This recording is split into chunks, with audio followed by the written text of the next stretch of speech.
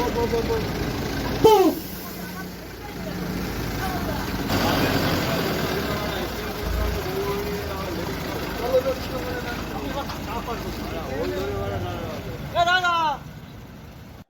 বাংলাদেশের মধ্যে আন্তর্জাতিক পণ্য আদান প্রদানের ক্ষেত্রে বনগাঁ সীমান্তের পেট্রাপোল বন্দর এদিন যেন এক ইতিহাস তৈরি করলো। প্রথম কোনো ভারতীয় মহিলা ট্রাক চালক হিসেবে পণ্য নিয়ে ভারত থেকে বাংলাদেশের মাটিতে পা রাখলেন অর্ণপূর্ণী রাজকুমার।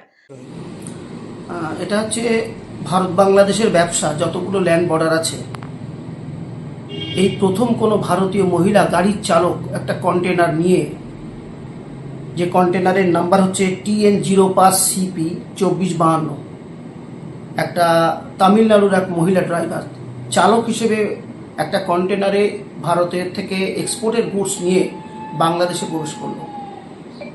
এ ব্যাপারে যদি একটা মহিলারা যে সীমান্তবর্তী এলাকায় কাজের ক্ষেত্রে একটা ভালো নিরাপত্তা পায়, বা নিরাপত্তার প্রতি মহিলাদের যে একটা সন্দেহ ছিল, তো এই মহিলা বাংলাদেশে যখন একটা কন্টেনার বোঝাই কার্গো নিয়ে ক্রস করলো, এটা একটা বড় প্রমাণ হলো। দক্ষিণ ভারতের তামিলনাড়ুর বাসিন্দা মহিলা ওই ট্রাক চালক এদিন 6 চাকার একটি কন্টেনার ট্রাক নিয়ে বাংলাদেশে যান।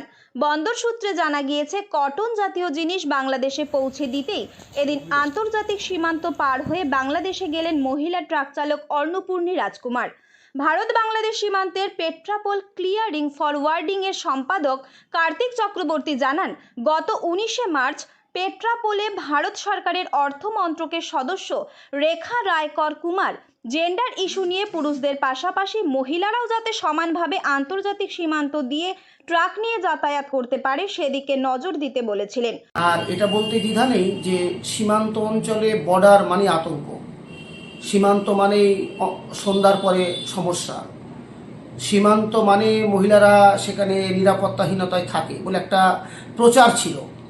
কিন্তু বর্ডারটা অতি আধুনিক হওয়ার ফলে আমাদের এখানে দেখতে পাচ্ছি যে BSF-এর মধ্যে মহিলারা কাজ করছে, তারপরে ল্যান্ডপোর্ট অথরিটির মধ্যে মহিলারা কাজ করছে। আমরা যে কাজের সঙ্গে যুক্ত এক্সপোর্ট ইম্পোর্ট, আমাদের মধ্যেও এখনও সেইভাবে না আসলেও মহিলা কিন্তু আস্তে আস্তে আসছে।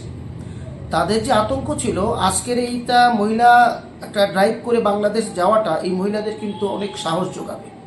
সেই মতোই এদিন প্রথম কোনো মহিলা ট্রাক চালক ভারত থেকে বাংলাদেশে পণ্য বোঝাই ট্রাক নিয়ে পাড়ি দিলেন। কার্তিকবাবু আরও জানান, এরপর থেকে আন্তর্জাতিক সীমান্ত দিয়ে মহিলা চালকদের গাড়ি চালিয়ে পণ্য পরিবহনের ক্ষেত্রে বিশেষ নিরাপত্তা দেওয়া হবে। এদিনের এই পদক্ষেপ ভারত বাংলাদেশের সম্পর্ক আরও মজবুত করলো বলেই মনে করছেন সীমান্ত এলাকার মানুষজন। এখন মহিলারা সব জায়গায় কাজ করছে এবং মহিলাদেরকে, পুরুষদের উচিত তাদেরকে সেই সম্মানটা দেওয়া। উত্তর 24 পরগনা থেকে রুদ্র নারায়ণ রায়ের রিপোর্ট, লোকাল 18 বাংলা।